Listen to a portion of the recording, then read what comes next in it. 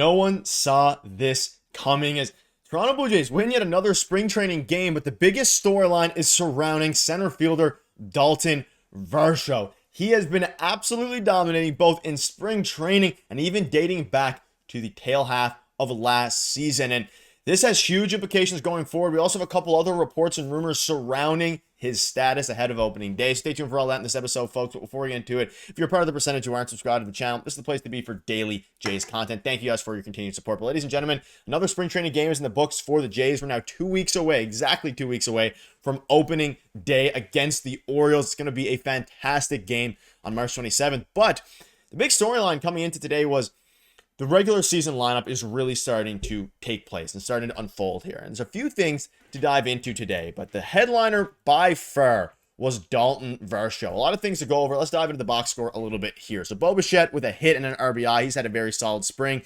Vladimir Guerrero Jr., a couple more hits. But again, at this point, we've seen a lot of these guys play. Right? At the start of spring training, we're looking at, Vladdy, Bo, how they're all looking.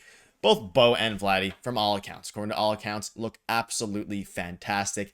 And we're now just waiting to see them in the regular season. And that's what a lot of the players are feeling as well. Even Andres Jimenez with a hit, all these different things. And one of the big battles now is the backup catching spot, which we'll have another video on. Miles Straw, another hit. He's been crushing it as well. And the Jays are going to be forced into a bunch of difficult decisions.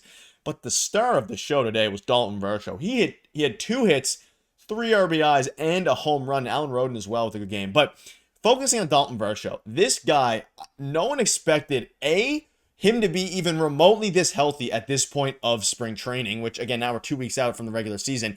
And B, for him to showcase the amount of power that he's showcased has been not only crazy, it has been shocking, right? He hit an absolute moonshot today. We'll show you guys the clip right here. Just an absolute moonshot, and he crushed this ball. Absolutely crushed it. As you can see here, launched. And at the end of the day, this is now his 3rd home run. He has looked absolutely fantastic, and it's at the point now where he's made adjustments to his batting stance. And we're going to dive into that a little bit here, but his results mean a lot. If Dalton Varsho can become even a slightly above league average hitter, then this team is going to be in not only a very good spot, but that's what they need in order for them to compete for a playoff spot. Now, George Springer, on the other hand, struggled mightily, and that's still a big question mark going forward. But speaking about Dalton Varsho, you can look so far throughout spring. Springer really struggling. Roden, Barger, Schneider have all done very, very well. And you can add Varsho to that list. And that's a conversation for another day about who takes, if George Springer's spot now is up for grabs. You can see this here. If Varsho's arm isn't ready for center field, he has to be the DH and the cleanup hitter to start the season. Springer can't be in that spot. With Bo, Vlad, and Tony, 1, 2, 3, there's no better option than Varsho. And this is something that I want to get your guys' thoughts on because it's very interesting. I think against right-handed pitchers, there's a real world where, and I believe Ben Nicholson-Smith came out in a podcast and said this as well in his 32 Thoughts.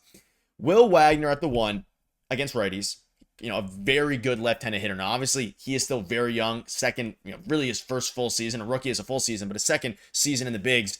You have Will Wagner at the 1, and then, of course, you can have Bo or Vladdy at the 2, Santander at the 3, and Bo Bichette at the 4. That is a very good top 4. And then you have Varsho at the 5. Like, that is a long lineup with, Will Wagner leading the way there in the spearheading that lineup against righties. Now, against lefties, I think you do go Bo, Vlad, Tony, and then Dalton Varsho, probably farther down because, again, he is a lefty. But I think they're going to go with Will Wagner. But if they don't, and let's say against right-handed pitchers, they don't want to put too much pressure on Will Wagner or anything like that, and they want to put Blow at the leadoff spot, having Dalton Varsho down there would be in the cleanup spot. Yes, it's a little bit scary in the sense of he hasn't been a great hitter throughout his career. He has the power potential now, and if he can translate any of this to the regular season, then this team completely flips on its head as it pertains to the actual amount of wins that they can get. But at the same time, you think back to last spring training with George Springer.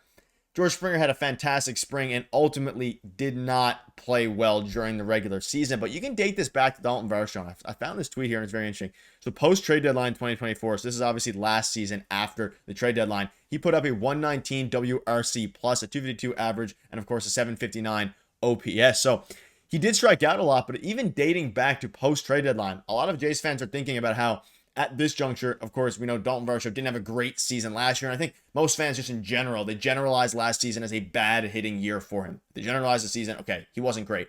Post trade deadline, he was 19% better than league average. He had a stance change this spring, which has also been noticed as Varsho was standing more upright with his hands a lot more relaxed. It's translated to a tick up on his bat speed as well. So not only has he made adjustments post trade deadline, but he made adjustments now in spring training versus that to continue to improve, which is translated immediately to multiple results here. But dating back to even last season, he has the opportunity, and all signs are pointing to him being a very, very good and useful player on this team simply because of that simple batting stance change.